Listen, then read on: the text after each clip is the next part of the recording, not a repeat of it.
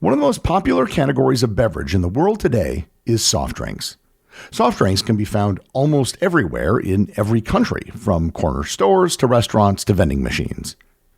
Unlike other popular beverages, soft drinks are a rather recent invention, despite there being early antecedents to soft drinks that go back to antiquity. Learn more about soft drinks, their origins, and how they became so popular on this episode of Everything Everywhere Daily.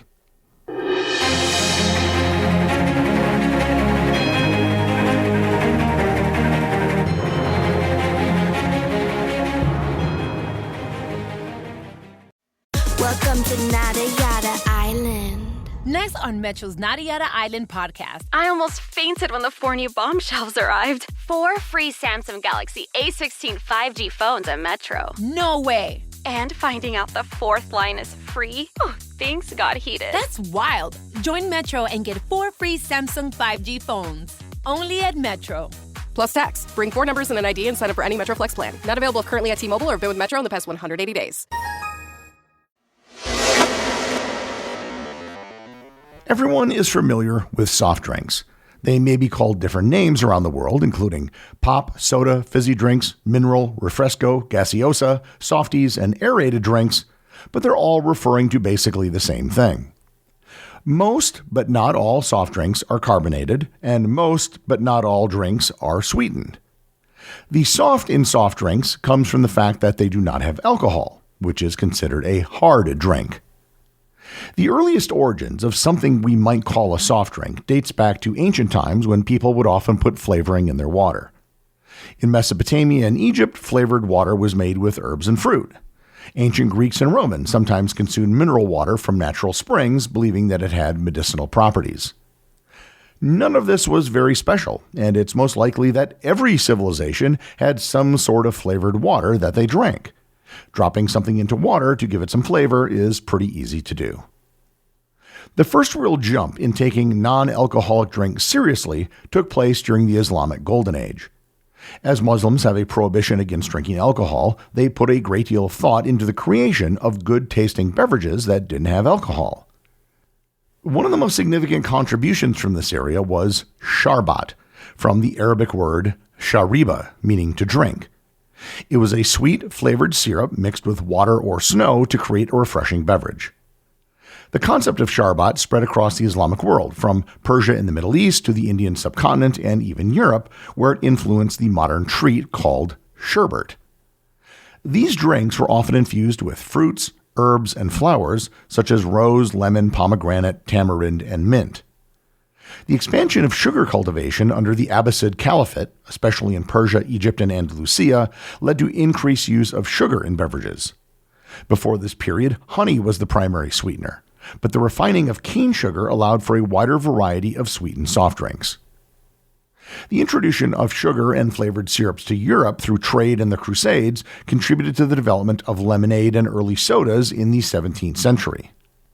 In 1676, the Compagnie de Limonadier, founded in Paris, was the first known soft drink company granted exclusive rights to sell lemonade-like sweetened beverages in the city, which vendors dispensed from portable tanks.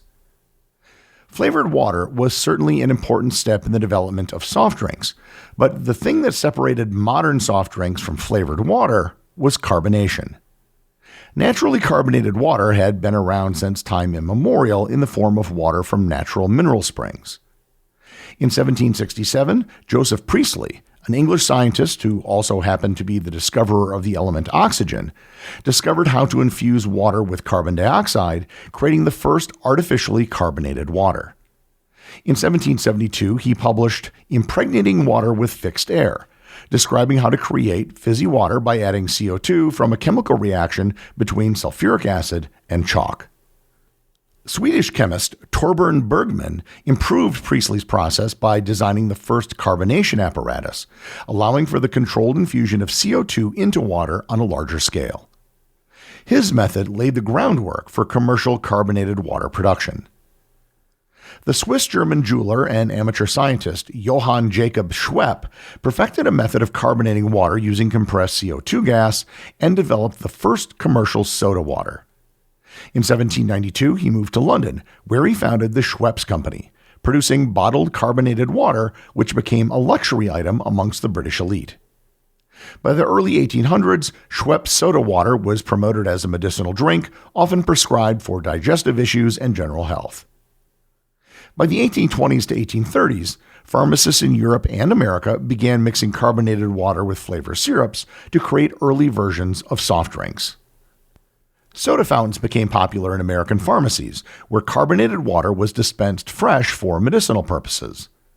Innovations in bottle sealing techniques, such as Hiram Codd's marble-sealed bottle in the 1870s, improved carbonation retention.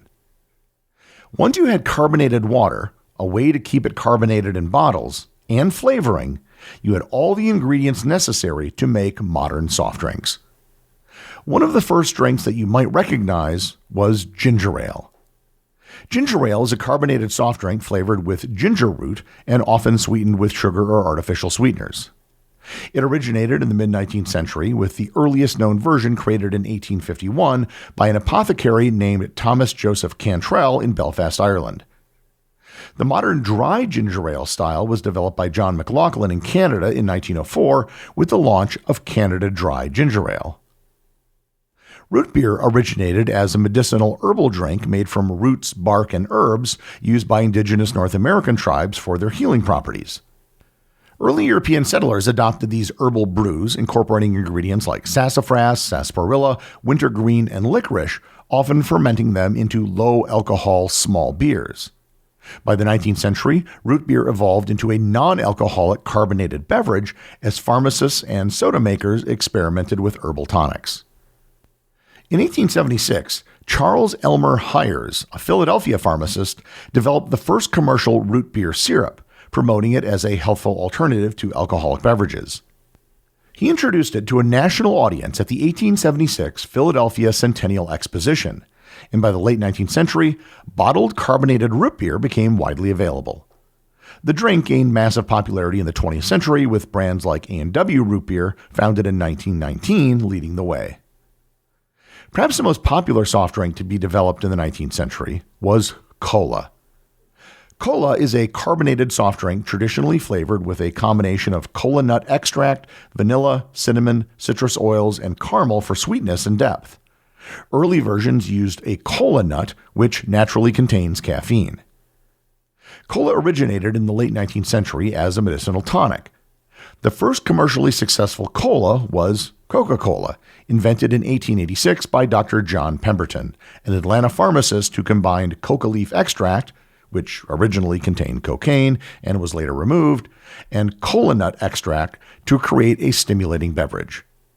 Pepsi Cola, created by Caleb Bradham in 1893, soon followed as a competitor. The brand that is considered to be the oldest soft drink in the world is Dr. Pepper. It was invented in 1885 by Charles Adlerton, a pharmacist working at Morrison's Old Corner Drugstore in Waco, Texas, making it 1 year older than Coca-Cola. Adlerton created a drink by experimenting with different syrups at the store's soda fountain, aiming to replicate the aroma of a drugstore filled with fruity and spicy scents. When local customers began asking for a Waco, store owner Wade Morrison recognized its potential and began marketing it more widely. The drink was officially named Dr. Pepper, and in 1904 gained national recognition when it was introduced at the St. Louis World's Fair, the same event that helped popularize hamburgers and hot dogs.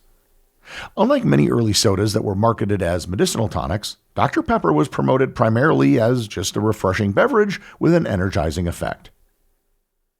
The 1890s and 1900s saw many innovations which allowed for the mass production of soft drinks. The 1890s saw the mass production of glass bottles, which allowed for a wider distribution. In 1899, the Coca-Cola Company started bottling its drinks instead of relying solely on soda fountains. And in 1904, the first automatic bottling machines revolutionized production. One of the biggest boons to the soft drink industry was the establishment of prohibition in the United States in 1920. With the banning of alcohol, non-alcoholic drinks exploded in popularity. The popularization of electric refrigerators during this period also allowed soft drinks to be kept cold at all times. Soft drinks played an important role in the Second World War. In 1941, Robert Woodruff, the president of Coca-Cola, famously declared that every U.S. soldier should be able to buy a Coke for 5 cents, no matter where they were stationed. This led to the establishment of military bottling plants around the world to supply troops. Special arrangements with the U.S. government allowed Coca-Cola to continue production despite sugar rationing. Coke wasn't the only soft drink manufacturer to aid in the war effort, but they were by far the biggest. By the end of the war, American soft drink companies had expanded into Europe, Asia, and the Pacific, setting the stage for the global dominance of brands like Coca-Cola and Pepsi in the following decades. The war inadvertently made soft drinks a universal beverage, fueling their post-war boom. The post-war period saw a dramatic expansion of the soft drink industry. The 1950s saw the introduction of canned sodas, and in the 1960s, aluminum cans replaced steel, making production cheaper. Perhaps the biggest innovation from this period was the creation of diet sodas. The first diet soda was called No-Cal. It was introduced in 1952 by the Kirsch Bottling Company in Brooklyn, New York. Originally marketed to diabetics, it was sweetened with cyclamate and sold primarily in niche health markets. In 1958, Diet Right Cola, created by the Crown Royal Cola Company, became the first nationally distributed diet soda in the U.S. and was targeted towards weight-conscious consumers rather than just diabetics. Coca-Cola entered the diet market in 1963 with Tab, sweetened with saccharin and cyclamate.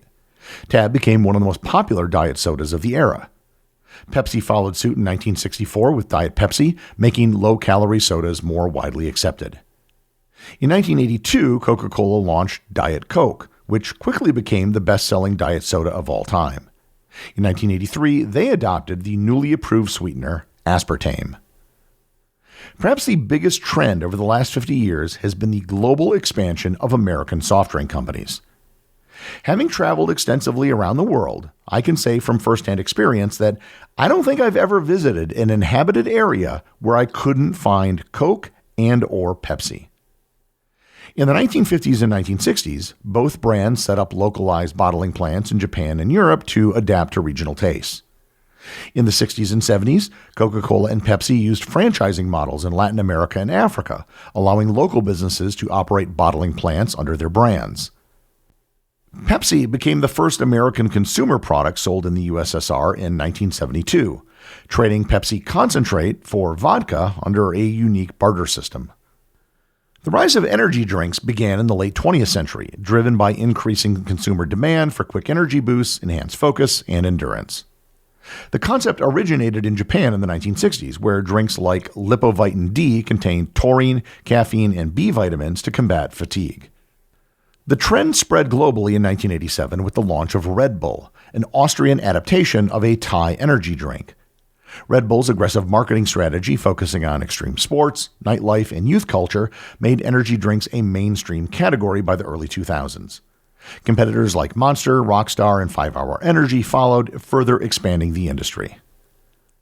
The global soft drink industry today is enormous.